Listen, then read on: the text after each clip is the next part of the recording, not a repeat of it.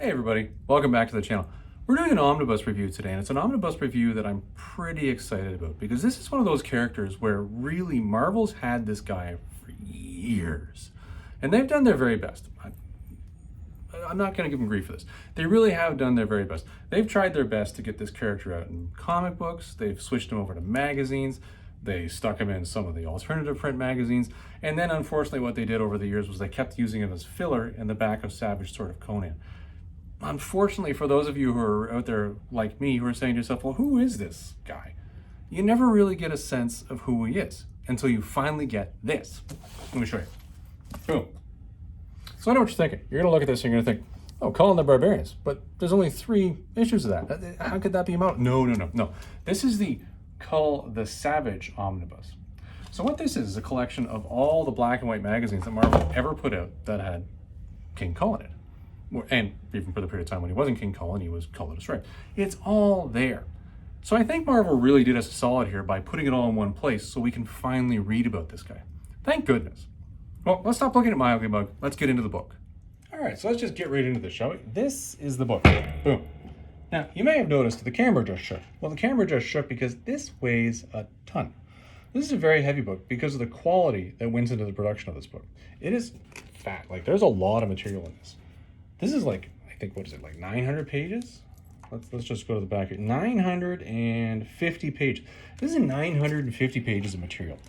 And I don't know if for those of you who know paper quality too much, but I gotta tell you, when you go with high gloss, high sheen paper like this, where every single page has a shine to it, and you've got this wonderful colored border at the top and the bottom, this adds to weight. So the book starts to add up in weight. So yes, it's got some girth. Let me show you some other production things that I really like with this. The dust jacket. The dust jacket, as you can see, it's very bright. I like it. Now, typically when I'm reading a book, I immediately take this off. And the reason why I take it off is because it gets in the way, because I'm constantly nicking up these corners. Now, I know that's the point of a dust jacket, is that it takes it away so you don't nick up the book. But when you have a hardcover book like this, that's really already been built, well, like a brick shithouse, I don't think you really need to worry about the corners getting nicked up too much unless you're throwing it around.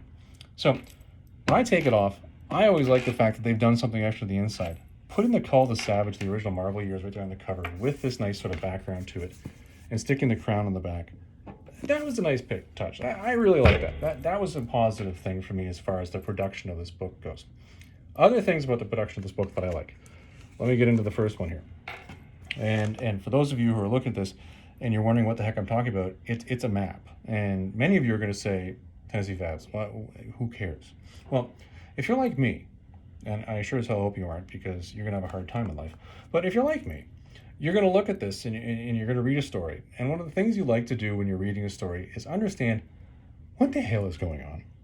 Who are these people and where are they going? And what are these locations that they're referencing? What are they talking about? So a map, to me, right off the bat, it just gives me a sense of where I'm at. This is the City of Wonders. This is where Kull rules Atlantis, or well, Kull rules Valusia, not Atlantis. He does not rule Atlantis, by the way. And I'm like, oh, okay, now I know where that is. Oh, where is Grondar? Particularly important for those of you who know Kull and who know the story, why Grondar is important. You want to know where that is. You want to know where the Lemurian Isles are, because Lemurian pirates are constantly attacking Atlantis. These are important things. So the fact that you can get a sense of the geography around this is very important. So maps, very positive. And this map, this is a Mary Severin map. She came up with this. And this would always be reproduced in the magazines, but it was always like a half page or a third page down at the bottom. And it was always black and white. Having a nice big color one, quite nice. I like the map. That's one production thing I really liked about this. Another production thing I really liked about this is in the very next section. Most people wouldn't know this, but I believe it was, Creatures on the Loose? Yeah, Creatures on the Loose number 10 was the first appearance of Kull in comics. Well, besides just, an image that was a flashback in Conan, I think it's number 1, which was originally called Tower of Shadows. They changed the name. But this was a Bernie Wrightson piece of art. Not a lot of people know that. So remember earlier I said this is a collection of all the black and white material. Well, what they did in here was they threw in the Bernie Wrightson art and the Bernie Wrightson original story from Creatures on the Loose number 10. Bernie Wrightson, for those of you who don't know, some of his best work was in Swamp Thing. as well as all of his other horror stuff. Swamp Thing is the one that most people in my generation would know. But it's interesting to go through this and see the quintessential Bernie Wrightson type material, like this guy just getting absorbed in with a skull, with a slime monster. And this, by the way, this story, which is a very short story that was in Creatures of the Loose, is an actual adaptation of a Robert E. Howard story, one of his written stories, which is very cool. This is a quintessential Wrightson panel. Just look at the tentacle with the things on it. It's perfect. Very cool production quality, very cool thing. I like that. Some of the other production things that I like in this, and this one goes all the way to the back, is some of the pages of original art, which most of us are never going to see in our lifetime. These are the original black and white sketches that were in these stories. And it's interesting, this story here that you're looking at is actually one that I'm going to talk about later. But I like the fact that we have this art throughout it. You get a lot of portfolio work included in the book. Very cool thing. The final thing that, as far as production-wise goes, that I really enjoyed was, and I'm going to get to this over here, the fact that they included this. And you're going to say, well, it's a lot of writing. It is a lot of writing, and it's a lot of writing for two reasons. Somebody sat down and said, I'm going to write out the entire timeline from beginning to end for Kull. I want our readers to have this. That's what this is. This was written in 1979, and it walks through the stages of Kull as he had been developed through the writings of Robert E. Howard, and as he'd been developed at that point in time by Marvel Comics, to say this is what he does in his time. And the best part about it was they give you the issues of the various comics that are applicable to what they're referencing, and the magazines, and they give you the actual code down here, the codices, to let you know, oh, this stands for Savage Sword of Conan, or Monsters on the Prowl, or Conan the Barbarian. Very cool. Now, this was written in 1979. Well, guess what? They continued writing Kull stories, and they kept sticking in Savage Sword, well, into the 90s. So, another thing that they did here was, and we go all the way back to the back over here now, they include, there we go, an updated chronology. Updated chronology taking you out to 1990, I believe it is 1995. Much more detailed, goes on for quite some time, because what happened between when that original one was written in the 70s and when we get to this in 95 was Marvel had continued to adapt and come up with stories that involved Kull throughout that time, and had stuck them in the back of, well, guess what, Savage Sword of Conan. So the story kept developing. So they needed to update this. So they needed to come through the whole process and say, well, what are we looking at here? You can see this goes on for pages and pages and pages. A lot more detailed than the original chronology, because the original chronology was just a couple pages there.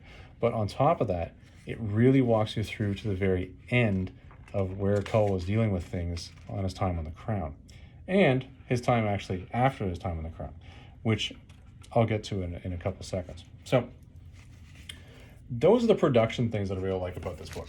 I particularly enjoyed those of it. Now, what do I think about how Marvel did with Kull? Well, as I mentioned earlier on, one of the issues that I've always had with this character is Marvel was sort of always haphazardly deciding what to do with him.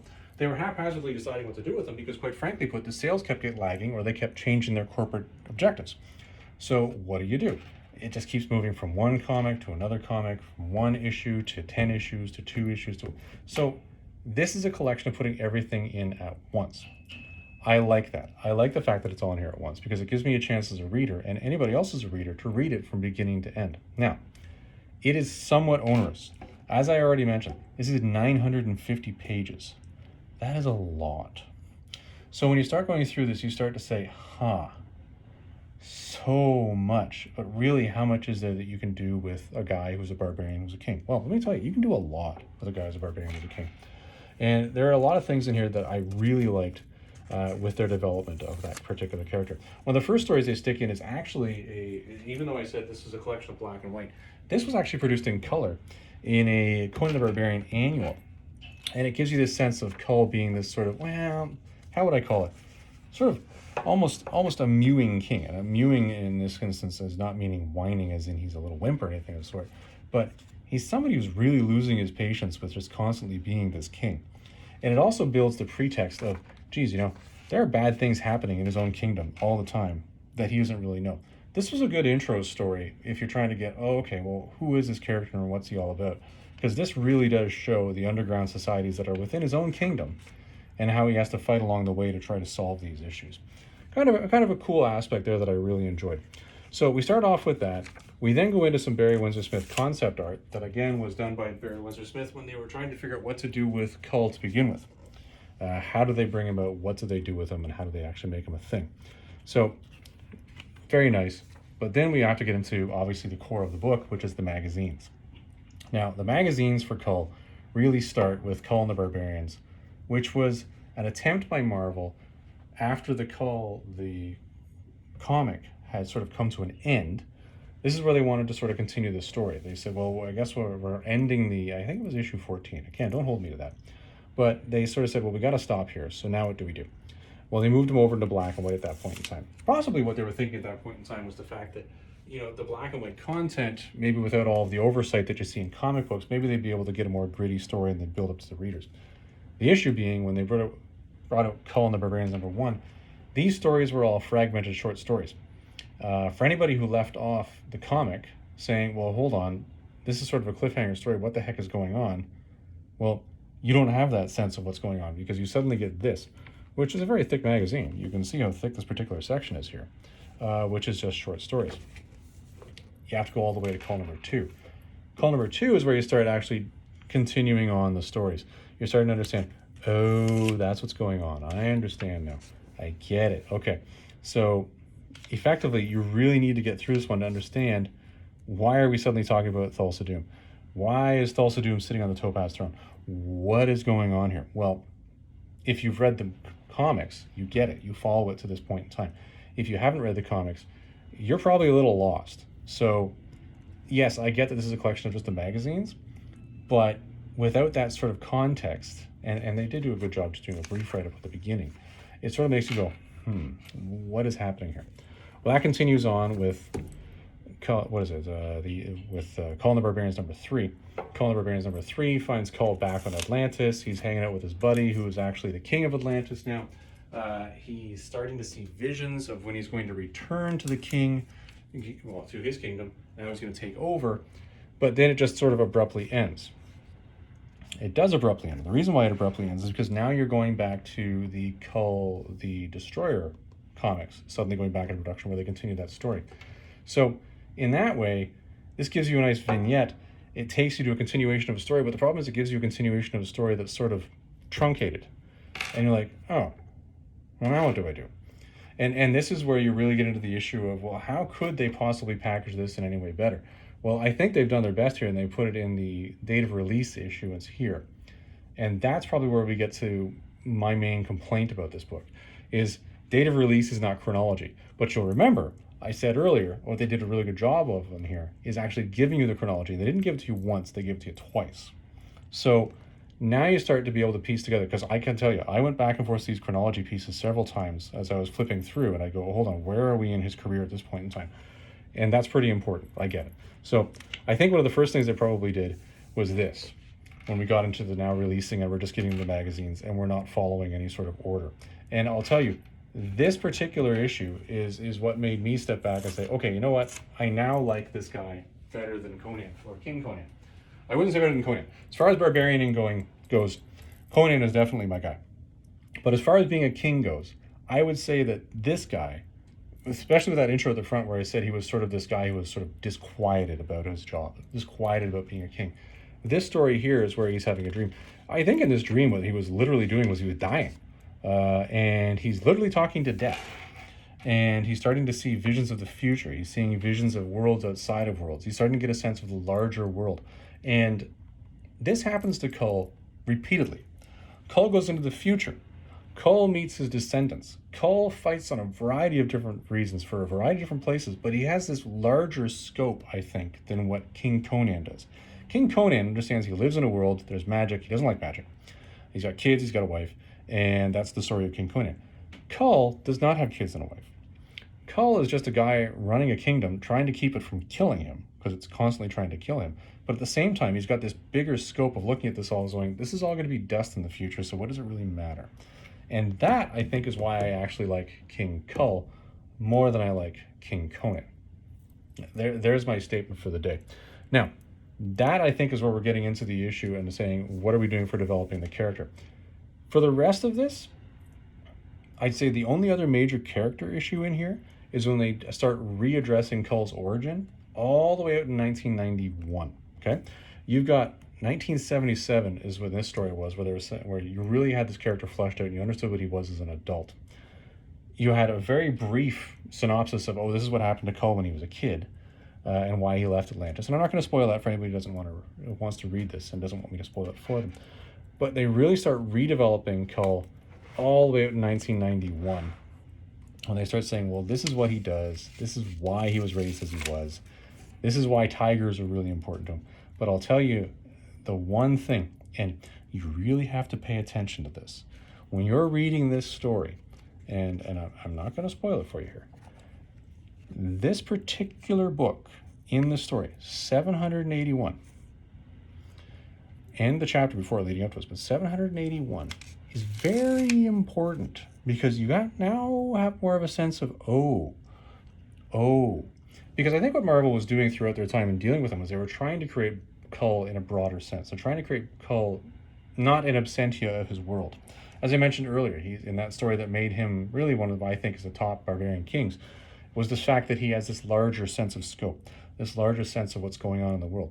Well, his origin story, which is very brief in the original story, is now flushed out in greater detail, and you start to understand more of, oh, that's what's happening in Atlantis. Oh, that's who that person was. Because trust me, there's one very important person that leads to his exile in Atlantis. And when you suddenly start to read this last book here, where you're into, as I say, 781, for anyone who wants to pay attention, you're going to go, oh my, oh, throwing that, that's really important. Not just a little important, but that's majorly important. And the funny part is, even though this had such major ramifications for the character himself even has no bloody idea. That's huge planning, and a huge factor that I think Marvel did a great job of developing later on. And I'm glad they included that in here. My suggestion is perhaps that could have come to the front of the book, because knowing that all along, I would have gone, yeah, that would have made a difference in how I view things. Okay, so that's character-wise what I think. Now, the one thing that I think that Marvel did in here, and this is common, and I'm not blaming Marvel for this at all, is they recycled material. And I'm going to say this, and it's pretty blunt, when you actually read through this whole thing, all 950 pages, front to back, you're going to see it, it's going to be obvious. And the reason why they have recycled material is, well, there isn't that much original material for Kull from Robert E. Howard to begin with.